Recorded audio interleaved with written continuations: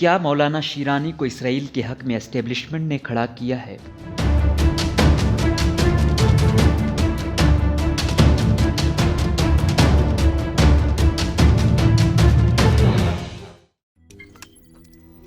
روزنامہ قدرت کی ویڈیو دیکھنے کے لیے ابھی یوٹیوب چینل پر سبسکرائب کریں اور بیل آئیکن پر بھی کلک کریں۔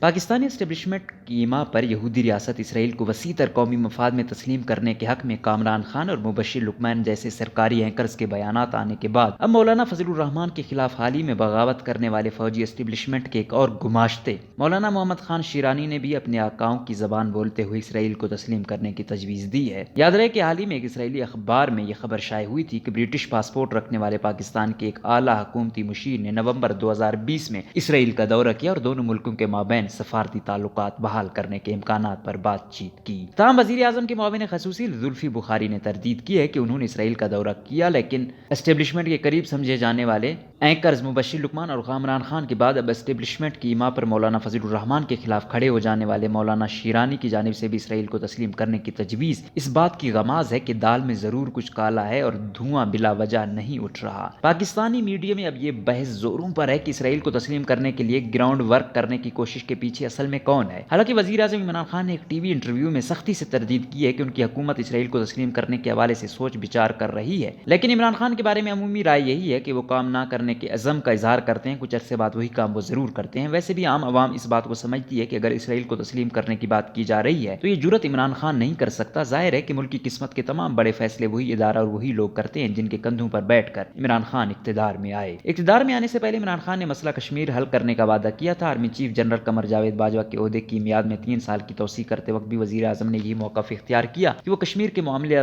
ذہن میں رکھتے ہوئے جنرل باجوہ کو توسیع دے رہے ہیں، لیکن پھر پاکستانی عوام نے دیکھا کہ بھارت کی مودی سرکار نے کشمیر کو باقاعدہ انڈیا کا حصہ بنا لیا اور پاکستان کی سیاسی اور فوجی قیادت اس حرکت کی زبانی کلامی مذمت سے آگے نہ بڑھی۔ لہٰذا اگر ہماری اسٹیبلشمنٹ اسرائیل کو تسلیم کرنے کا فیصلہ کرتی ہے تو اس بات کا کم ہی امکان ہے کہ پاکستان میں کوئی بہت بڑا عوامی رد عمل آئے گا۔ ویسے بھی ماضی میں سیاسی حکومتوں کو دباؤ میں لانے کے لیے بنائے گئے قومی دفاعی کونسل ٹائپ کے مذہبی اتحاد آج بھی انہی کے قابو میں ہیں جو مولویوں اور جہادیوں کو موقع کی مناسبت سے بے قابو ہونے کو کہہ دیتے ہیں۔ کچھ ایسا ہی معاملہ اسلامی نظریاتی کونسل کے سابق سربراہ مولانا محمد شیرانی کا بھی ہے، جنہوں نے اسرائیل کو تسلیم کرنے کے حق میں بیان داغ دیا اور ابھی تک کسی مذہبی جماعت کی طرف سے اس حوالے سے کوئی باقاعدہ رد عمل نہیں آیا۔ ظاہر ہے اس ملک میں زیادہ تر مذہبی جماعتیں اسٹیبلشمنٹ کے ٹٹو کا کردار ادا کرتی ہیں، لہٰذا بھی وہ اس معاملے کو سمجھنے کی کوشش میں مصروف ہوں گی۔ سابق رکن قومی اسمبلی اور اسلامی نظریاتی کونسل کے سابق سربراہ مولانا شیرانی ہمیشہ اپنے متنازع بیانات کے باعث تنقید کی زد میں رہے ہیں۔ ایک سعودی ویب سائٹ کو خصوصی انٹرویو دیتے ہوئے ان کا کہنا تھا کہ مغربی حصے میں اسرائیل اور مشرقی حصے میں فلسطینی ریاست ہونی چاہیے۔ مولانا شیرانی کا کہنا تھا کہ فلسطین خلافت عثمانیہ کی ملکیت تھی، اس نے اسرائیل کو تسلیم کر لیا ہے، عربوں کا مقدمہ تھا، انہوں نے بھی مان لیا ہے، لیکن ہزاروں کلومیٹر دور اس مسئلے پر خواہ مخواہ کی جذباتی باتیں کی جا رہی ہیں جو غیر معقول ہیں۔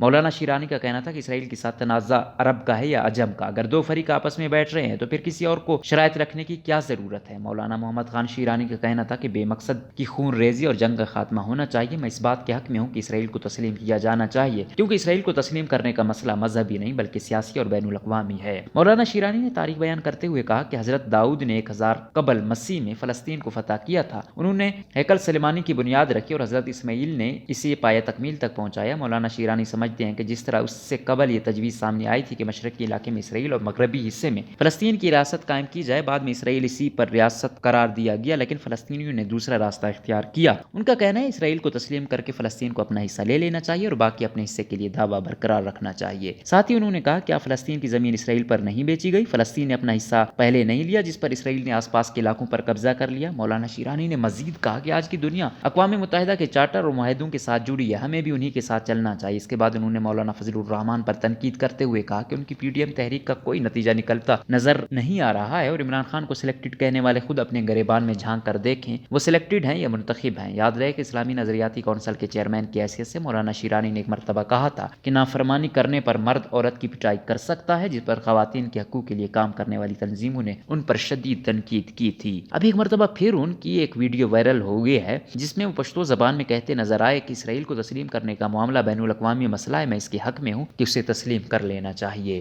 تاہم جماعت اسلامی بلوچستان کے امیر مولانا عبدالحق ہاشمی سمجھتے ہیں کہ پاکستان کے لیے اسرائیل کو تسلیم کرنا اپنے پاؤں پر خود کلہاڑی مارنے کے مترادف ہے۔ مولانا عبدالحق ہاشمی کا کہنا تھا کہ اسرائیل کے تسلیم کرنے کے حق میں اگر کوئی بیان دیتا ہے تو اس کی سیاسی وجوہات ہو سکتی ہیں، لیکن کوئی بھی پاکستانی اس موقف کا حامی نہیں ہے۔ ان کے بقول اگر ہم نے اسرائیل کو بحیثیت ریاست تسلیم کر لیا تو ہم کشمیر سے دستبردار ہو جائیں گے، کیونکہ پھر کوئی بھی ہمیں مضبوط موقف پیش کرنے نہیں دے گا۔ مولانا ہاشمی نے کہا کہ مولانا محمد شیرانی جو اب بھی موقف اختیار کریں یہ ان کا حق ہے، لیکن عالمی سیاست کا ادراک رکھنے والوں کو اس بارے میں احتیاط سے گفتگو کرنی چاہیے۔ دوسری جانب مولانا شیرانی کے بیان پر سوشل میڈیا پر بھی صارفین مختلف تبصرے کر رہے ہیں۔ ایک صارف محمود شاہ نے مولانا شیرانی کے اسرائیل کے حق میں ویڈیو پر تبصرہ کرتے ہوئے اپنی ٹویٹ میں کہا کہ مولانا شیرانی اسٹیبلشمنٹ کے پرانے رابطہ کار ہیں، مشرف دور میں بھی ان کی خدمات سے فائدہ اٹھایا گیا ہے، اب لوہا گرم ہے، اسی لیے مولانا فضل الرحمان اور شیرانی کے درمیان اختلاف تیز تر کر دیے گئے ہیں۔ اب شیرانی اور اسٹیبلشمنٹ دونوں کو مولانا فضل الرحمان کے خلاف اور اسرائیل کے حق میں ایک دوسرے کی ضرورت ہے، اور یقیناً معاوضے کے طور پر مولانا شیرانی کے ساتھ کچھ نہ کچھ وعدہ ضرور کیا گیا ہوگا۔